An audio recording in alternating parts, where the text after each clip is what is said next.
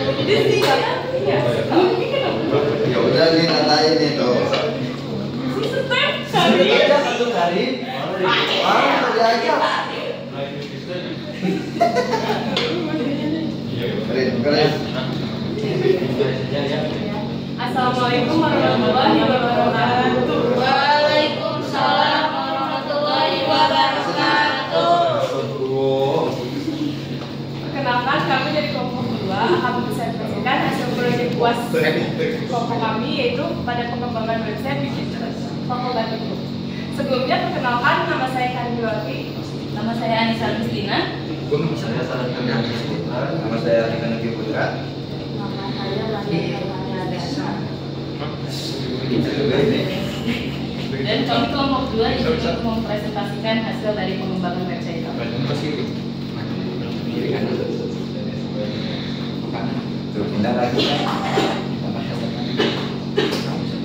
Oke, jadi yang pertama itu ada latar belakang. Jadi latar belakang ini latar belakang yang melatar belakangi kenapa kita mau mengembangkan website Batiku ini. Jadi batik kan yang seperti kita tahu itu warisan budaya yang diakui oleh UNESCO sebagai warisan budaya tak benda.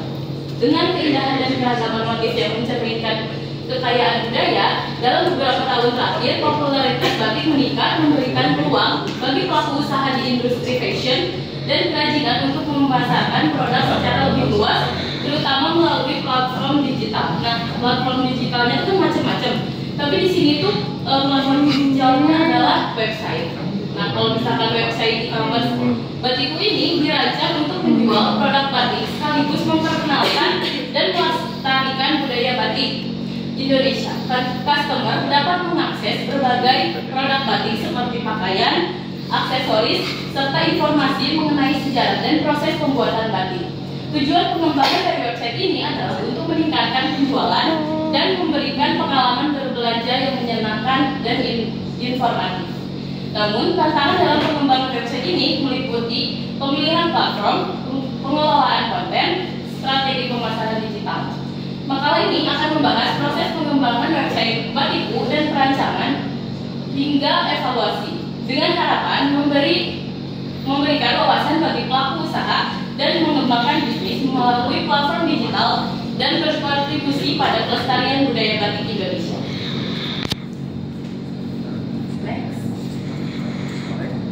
Selanjutnya ada tujuan yang pertama adalah menerapkan kemampuan yang didapat selama kuliah, khususnya ketika kita belajar mata kuliah rekayasa tata guna ke dalam pengembangan website Batiku dengan menggunakan program Visual Studio Code dan penginputan database website Batiku menggunakan MySQL. Lalu yang kedua ada meningkatkan penjualan produk batik. Lalu yang ketiga ada melestarikan dan memperkenalkan budaya batik. Lalu yang keempat ada memberikan pengalaman berbelanja yang menyenangkan. Lalu yang kelima ada meningkatkan visibilitas produk batik. Yang keenam ada menghadapi tantangan dan pengembangan dalam pengembangan digital. Dan yang ketujuh adalah membangun loyalitas customer. Next.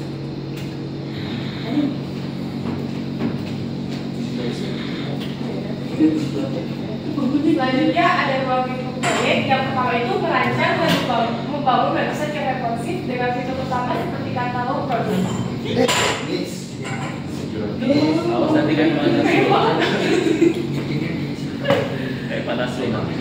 Keranjang belanja, sistem check out, dan integrasi pembayaran. Lalu yang kedua ada membuat desain antarmuka yang menarik, intuitif, dan mudah digunakan untuk memberikan pengalaman berbelanja yang optimal. Lalu yang ketiga, memastikan performa, keamanan, dan relevansi website melalui pemantauan berkala, pengolahan data, serta penyesuaian berdasarkan kebutuhan pasar dan pengguna. Lalu yang keempat, menyediakan deskripsi produk, foto, video, serta informasi edukatif tentang sejarah, makna, dan proses pembuatan batik. Lalu ada definisi, akronim, dan singkatan. Yang pertama itu user adalah seluruh orang yang terlibat langsung dengan perangkat lunak yang dibuat. Lalu software adalah perangkat lunak, hardware adalah perangkat keras, input adalah masukan, output adalah keluaran. User user adalah orang yang sudah mendaftar di website Batiku. Batik adalah teknik pembuatan kain yang menggunakan lilin sebagai bahan perintik untuk menciptakan pola atau desain yang khas. Lalu toko batik adalah sebuah tempat atau usaha yang khusus menjual produk-produk batik, baik dari kain, pakaian, aksesoris, maupun barang-barang kerajinan lainnya yang terbuat dari batik. Lalu website Batiku adalah platform digital yang dirancang khusus untuk memasarkan dan menjual produk-produk batik baik dalam bentuk kain, pakaian, aksesoris maupun barang kerajinan lainnya yang terbuat dari batik.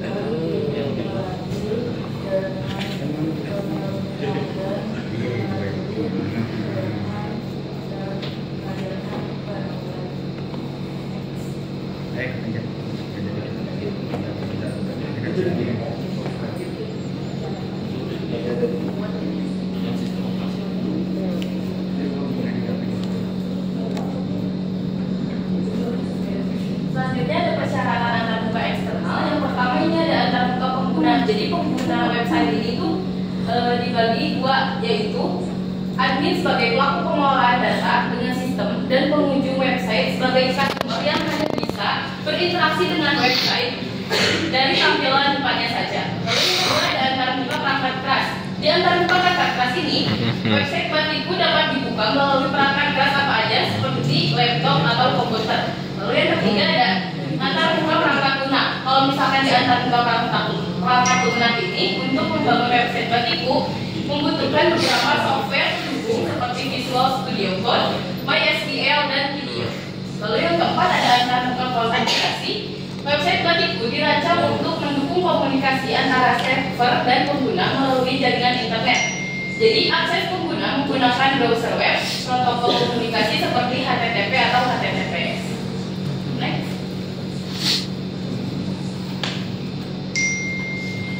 Lalu di sini ada fitur produk perangkat lunak.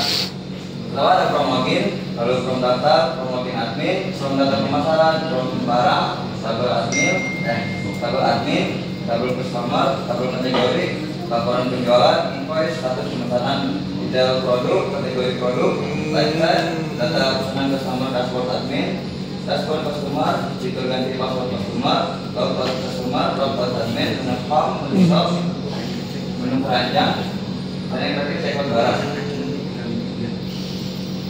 Lalu ada pengembangan yang sudah dilakukan. Yang pertama mencantumkan harga, size, dan jenis baju. Yang kedua mengganti warna, font, dan model foto.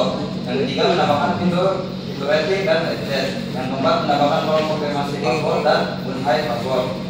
Yang kelima mengembangkan tampilan produk, mockup, dan fitur bagian gambar. Lalu yang keenam mengubah tampilan pada backend.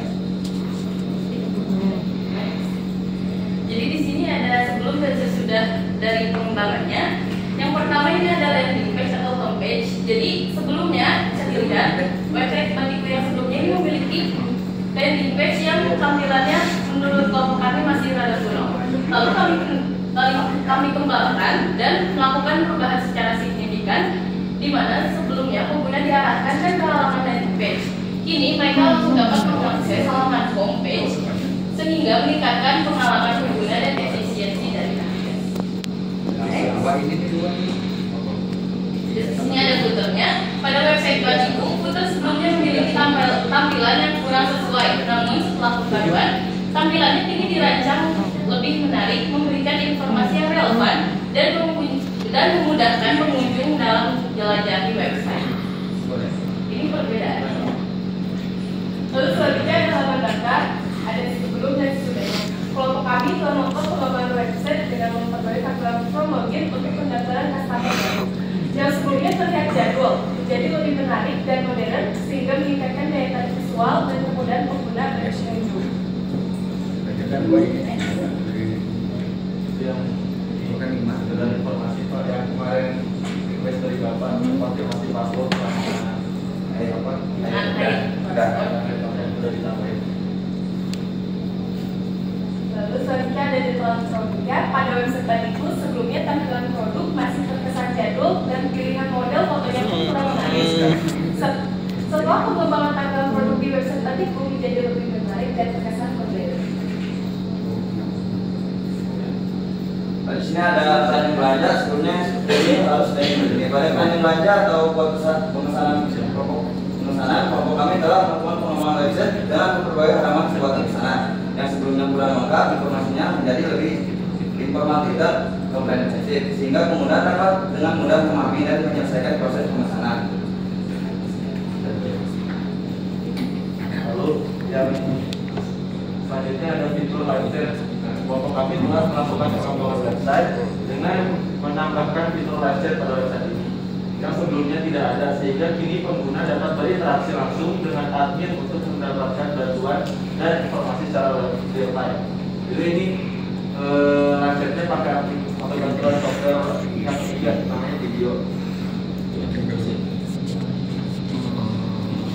Terus selanjutnya ada fitur invoice. Sebelumnya kan belum ada tuh fitur invoice di website baru ini. Nah, kelompok kami telah melakukan pengembangan website dengan menambahkan fitur menampilkan invoice. Bahkan kita juga menambahkan fitur mencetak invoice-nya yang sebelumnya tidak ada, sehingga kini pengguna dapat mencetak invoice langsung dalam format PDF untuk setiap transaksi yang dilakukan.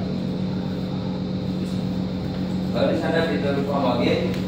Kelompok kami juga telah melakukan pengembangan website dengan memperbarui tampilan form login yang sebelumnya polos dan sederhana menjadi lebih menarik dengan menambah gambar batik sehingga menciptakan pesan yang lebih keren dan estetis bagi pengguna.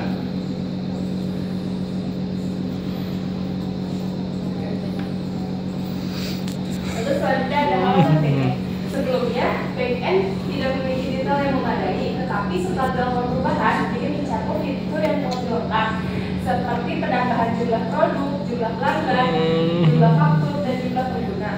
Hal ini memastikan aplikasi dapat beroperasi dengan lebih efisien dan informatif. Lalu selanjutnya di sini ada tabel admin. Kelompok kami telah melakukan pengembangan website dengan memperbaiki tampilan tabel admin yang sebelumnya kurang menarik serta menambah jumlah admin dari 1 menjadi 5. Nah, adminnya ini yang 5 itu diambil dari kelompok kami, sehingga meningkatkan efisiensi pengelolaan dan pengalaman pengguna. Selanjutnya ada job desk dari masing-masing anggota. Yang pertama ada saya. Proyeknya bertugas mengkoordinir atau teamwork agar dapat bekerja dan menyelesaikan proyek sesuai dengan jadwal yang telah ditentukan. Terus juga ada bertanggung jawab terhadap pelaksanaan proyek. Yang ketiga adalah melakukan presentasi proyek kepada institusi dan proyek. Keempat adalah menentukan rumusan maksud dan tujuan proyek. Kalau yang terakhir adalah menawarkan proyek kepada perusahaan instansi dan sekolah-sekolah.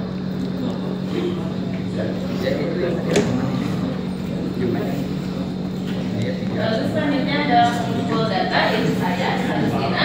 Di sini job desk dari mengumpul data adalah melakukan observasi lapangan, mengumpulkan data dari hasil wawancara dan pengamatan langsung di lapangan. Lalu selanjutnya ada mengumpulkan data dari hasil wawancara dan pengamatan langsung di lapangan.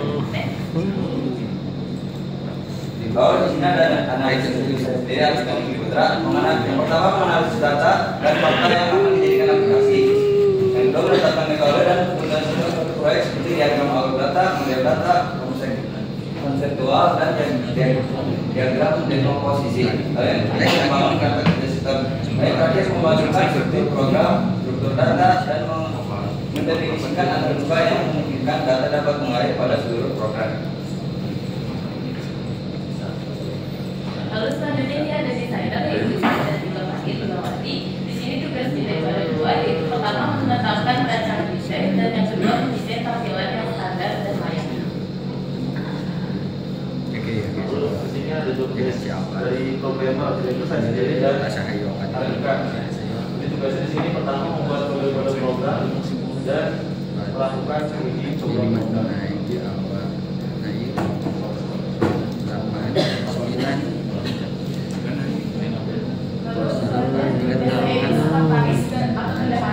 Itu merancang rencana kerja atau schedule yang akan dilakukan oleh tim proyek, lalu membuat proposal yang akan diajukan ke perusahaan atau instansi dan sekolah-sekolah yang akan dijadikan tempat proyek, lalu mempertimbangkan harga proyek, mengatur keuangan dan pelaksanaan proyek bagi dana yang dikeluarkan oleh tim selama melakukan proyek maupun anggaran dana yang masuk dari hasil proyek. Mereka kan berbaik ya kan ada 99 juga berarti jadi siang 6 sampai 9 bayar mesti video Jawa sampai lebih 5 siang 6 sampai 9 ini lagi udah ada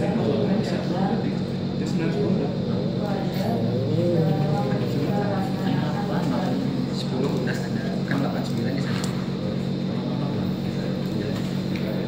Jadi kesimpulannya dalam laporan pengembangan resiko ini kami telah berhasil melakukan serangkaian perbaikan dan penambahan fitur yang signifikan untuk meningkatkan pengalaman pengguna dan efisiensi operasional. Dengan semua pengembangan ini, website Batigo kini tidak hanya lebih menarik secara visual, tetapi juga lebih fungsional dan responsif terhadap kebutuhan pengguna. Kami percaya bahwa langkah ini akan berkontribusi pada peningkatan kepuasan pelanggan dan efisiensi dalam pengelolaan website. Ke depan, kami akan terus memantau dan mengevaluasi performa website untuk memastikan bahwa Batigo tetap relevan dan memenuhi harapan pengguna.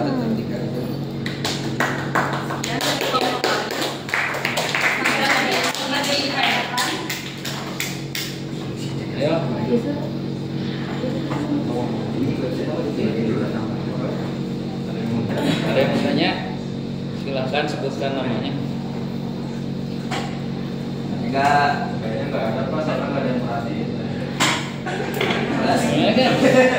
Gimana kan? Ini keren sih udah itu udah bagus banget. oke belum? Keren. Ada yang mau nanya gak? Bos? Iya kesusahan selama pengembangan. Salman. Iya. Diri dong. Sebutkan nama. bener itu pertanyaan Yang formal lah. Yang formal dong. Diri. Sebutkan nama. Iya. Pertanyaan. Sarah. udah teman-teman. Saya Salman dari kelompok 1 ingin mempertanyakan apa hambatan tersulit menurut kalian dalam mengembangkan website tersebut. Sekian, terima kasih. Tombol landing page. Iya, tombol landing page. Kesusahan terbesar kelompok kita tuh ada di tombol landing page. Kan sebelumnya ada landing page. Nah, di landing page itu kan ada tombol buat ngarahin kita ke homepage, yaitu lanjutkan untuk belajar kalau nggak salah. Nah, di situ tuh susah banget, gak bisa gantinya. Terus nggak tahu lah, kayaknya apa ajaib tombolnya. Jadi kesusahan kita mungkin itu. Terus selain itu juga Banyak, hambatan banyak. Tersulit. Itu tuh. Jadi memang secara ilmu kita masih perlu bantuan AI, bantuan orang. Kemarin juga sempat nanya-nanya ke Mr. Aksar. Jadi banyak orang yang terlibat lah. Kita nggak bisa kerjain berlima doang. Jadi banyak orang luar yang terlibat. Termasuk AI, ChatGPT dan segala lain. apakah Ya.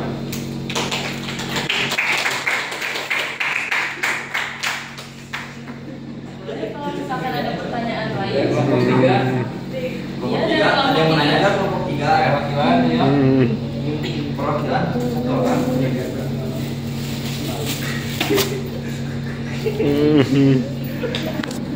Saya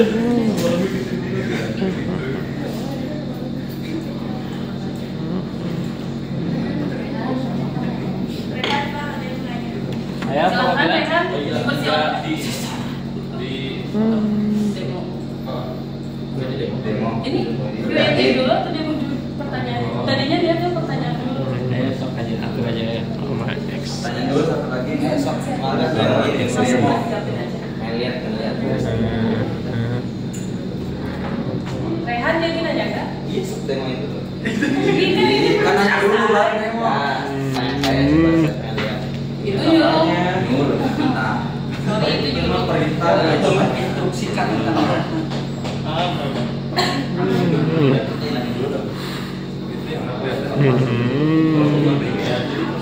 Ini website Batikbase dilakukan pembahasan oleh kelompok kami. Kelihatan nggak? Kurang. Enggak, emang itu cahaya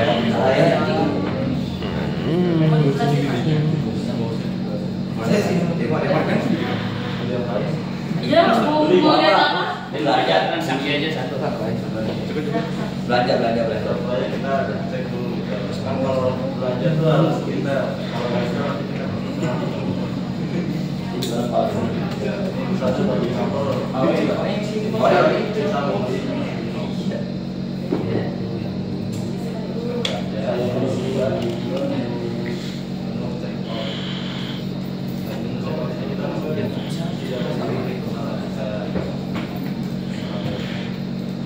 Yang bikin nasi buka.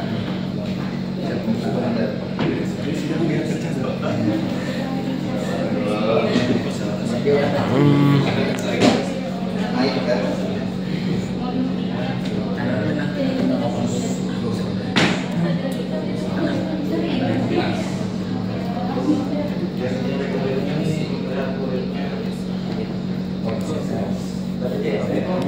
Ini murah tapi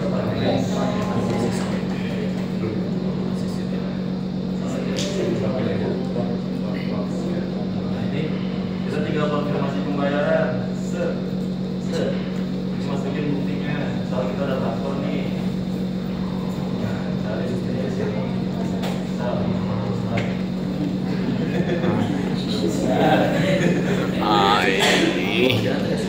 Listen. Kalau mau konfirmasinya, Nanti kita sebenarnya bisa mengkonfirmasi caranya. Harus login dulu kan?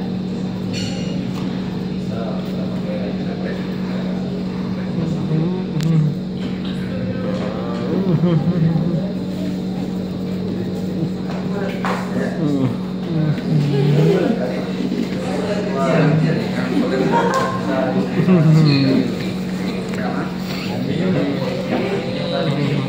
bisa menunggu konfirmasi. Nanti kita bisa jadi dikonfirmasi dan proses.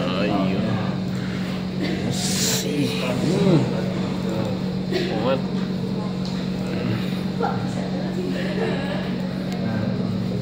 Pas balik lagi ke apa data pesanan si kapal baru dia udah berubah statusnya konfirmasi dan proses. Oh yeah.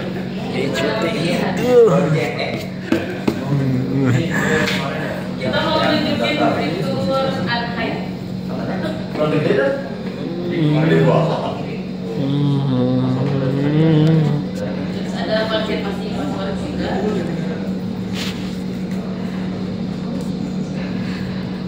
coba yang bawahnya salah ya. Oh, yang Bawah punya salah. salahin dan jangan sama.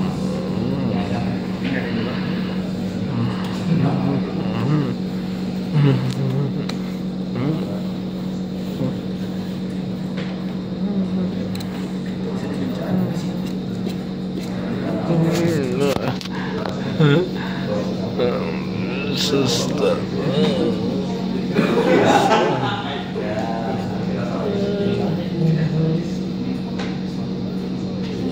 25. Oh, yes.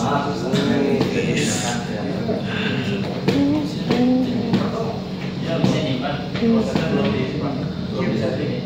validasinya belum ya. Jadi itu yang bawahnya nggak bisa diangkat ya. Belum ya. Pak, sebelumnya saya minta hargain yang fitur budget soalnya susah. Cuman apa ini bro? Harusnya ini ya, apa namanya? Jika Paspor sama dengan konfirmasi paspor. jika textbook yang atas sama yang bawah tidak sama isinya, maka keterangannya bisa diikut. Paspor salah itu berbeda. Selain daripada itu baru berhasil.